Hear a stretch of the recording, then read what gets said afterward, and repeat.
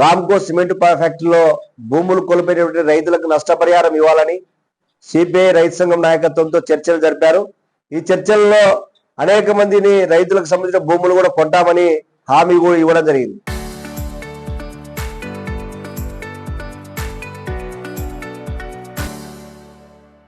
అయితే దీంట్లో ఇక్కడ ఉన్న స్థానికంగా ఉన్నటువంటి మంత్రి బంధువులు రైతులు భూములు కొనకుండా అడ్డుపడతా ఉన్నారు. ఇది చాలా దుర్మార్గమైనటువంటి చర్య. దీన్ని వెంటనే మానుకోవాలి, విచారణ జరిపించాలి, రైతులను ఆదుకోవాలి. ఈరోజు వేలాది ఎకరాల భూములు కలిసి వాళ్ళకి ఎప్పుడో జీవనం నుంచి వచ్చేటువంటి జీవనోపాధిని దెబ్బతీసేటువంటి పద్ధతిలో ఉంది కాబట్టి రైతులను ఆదుకోవాలి. రైతులు బాగుంటేనే రాజ్యం బాగుంటుంది అనేటువంటి కూడా ఉంది కాబట్టి రైతులని చీడు చేసినటువంటి ఎవరు కూడా బాగుపడినటువంటి కాలాలు కూడా లేవు. రైతుల కోసం ఖచ్చితంగా నష్టపరిహారం ఇప్పించాలని సిపిఐగా రైతు సంఘంగా డిమాండ్ చేస్తా ఉన్నాం.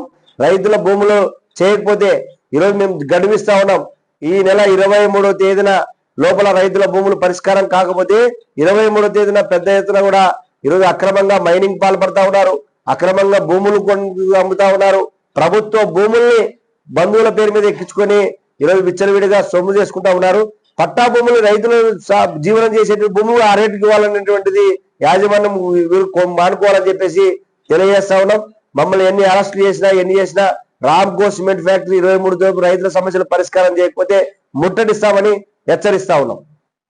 రామ్కో సిమెంట్ ఫ్యాక్టరీకి భూములు తీసుకున్నటువంటి సందర్భంలో నష్టపోయిన రైతులు నష్టపరిహారం కావాలి. ఇప్పటి వరకు రైతులకు ₹1 కూడా నష్టపరిహారం చెల్లించలేదు.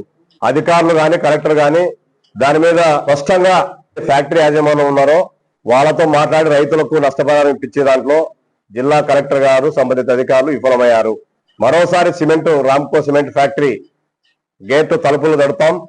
అధికారులు ఎందుకు మాట్లాడలేకపోతున్నారు? ఇక్కడ అరాచకత్వం రాజ్యం వెళ్తుంది. ఇక్కడ సంపద అంతా కూడా మైనింగ్ మాఫియా జరుగుతూ ఉంది. దీనికి అధికార పార్టీ ఎవరున్నా సరే వాళ్ళు రాజ్యం వెళ్తా ఉన్నారు. దానికి ఫ్యాక్టరీ యాజమాన్యం కోట్ల రూపాయల అధికారం ఉన్న వాళ్ళకి ముట్టజెప్పి రైతులకు అన్యాయం చేస్తుంది. జైల్లో పెడతామని బెదిరిస్తా ఉన్నారు.